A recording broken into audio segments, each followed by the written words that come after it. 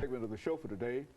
We're talking to Trooper GBurke3 from the 13th Regiment of the United States Colored Troop, and he's given us some information in reference to some of his experiences during the latter part of the Civil War. And let's pick up where we left off, Trooper GBurke.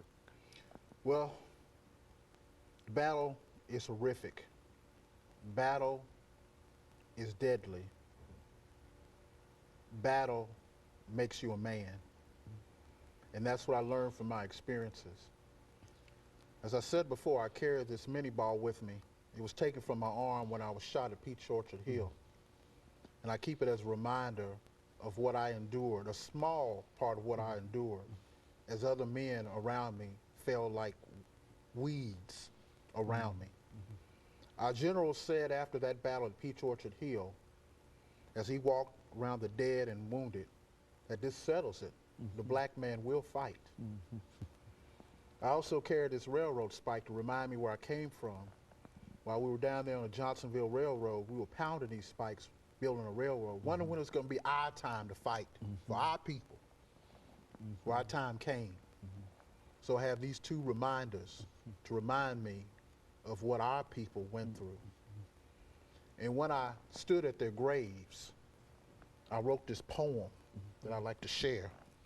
And it's called Men of Blue. Your journey is somewhat a vague and untold story, how you gained the Civil War's honor and glory. From field hands to picking cotton, a tale of events that was almost forgotten, Men of Blue. Your faith and conviction sustained you through the wilds of slavery, to die on the battlefield displaying ultimate bravery, Men of Blue. You fought as contraband, slaves, and some men free, to pay the price of freedom for your family and me. You may have been on the hearts and minds for ceaseless ages, but you will be on our minds for ceaseless ages, Men of Blue. In fighting combat, sometimes hand to hand, many of you grew quickly from a boy to a man. You often saw your enemies, even eye to eye. The lives that were lost makes my soul cry. As we honor those men before us, we unify as an awesome chorus, singing their songs of old, praying to the Father as our heavenly goal, Men of Blue. The battlefields are silent now, and the smoke is cleared. Their heroism and honor will always be revered. They now lie in a formation to be viewed by a nation, a brigade of brothers through many generations, Men of Blue. We honor you in the footsteps that you trod, through the agony, bloodshed, and sod. For out of bondage became a battalion of men. For while we pay homage to them over and over again, Men of Blue. The cannons are silent, rifles without a round. We stand before them on this hollow ground, to stand at attention at the foot of their graves, reflecting on the lives they willingly gave, Men of Blue. I wrote that for those men who fell before me, to pay tribute to them for their ultimate sacrifice. Now, you said the Battle of Nashville was a horrific event. Yes, sir. Why was that battle important to your troops? It gave us dignity. It gave us honor to fight for ourselves and for our people. A lot of us didn't have the same freedoms that I shared, but were we really free? We really weren't, because I had the same restrictions as a free black man in Nashville as those who were already in slavery. So it was a selected freedom, if you will, but I could not stand and watch my people, my brothers, my sisters, fight and suffer without me joining in to help. And so in a real sense, you played a significant role in terms of winning the war. Would you say that you added an additional dimension to that to the war, that it eventually brought the Union victory? Would that be successful? I mean, would that be a right conclusion in reference to your participation in this war? Yes, sir, it would. About 200,000 men of color put on the Union blue uniform to fight in America's Civil War. 20,133 from the great state of Tennessee, that I was one of them. So they paid the ultimate price to fight for our freedom. Some of my brothers lie in state now, 1909, at a place they call the Nashville Veterans Cemetery. I believe it's called Madison, Tennessee today. And you can go view their graves and see a memorial statue by one of our brothers, Mr. Bill Radcliffe, that honors them and stands on guard for their souls every day.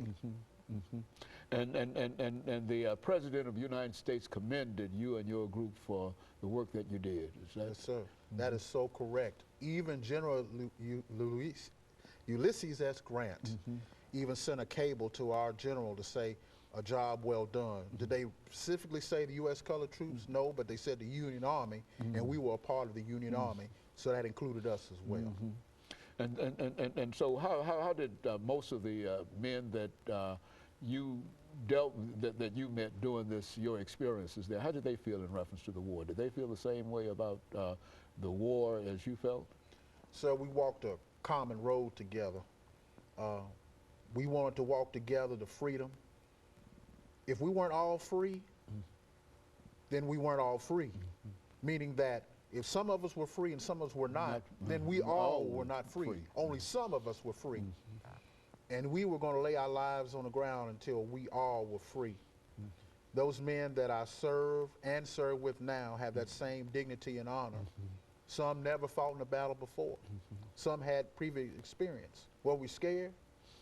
Sure, we were scared at times, but we had an almighty God watching our back.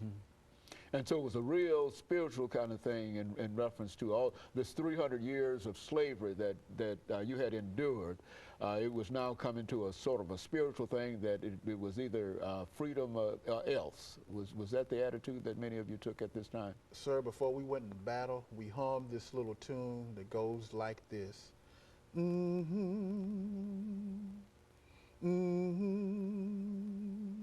Oh, my Lord, Lord, Lord, Lord. And then we all gave our testimony to thank the Lord for where he brought us to at that particular time. It didn't matter what happened the next day. The Lord was watching out for us, and we knew we'd be all right.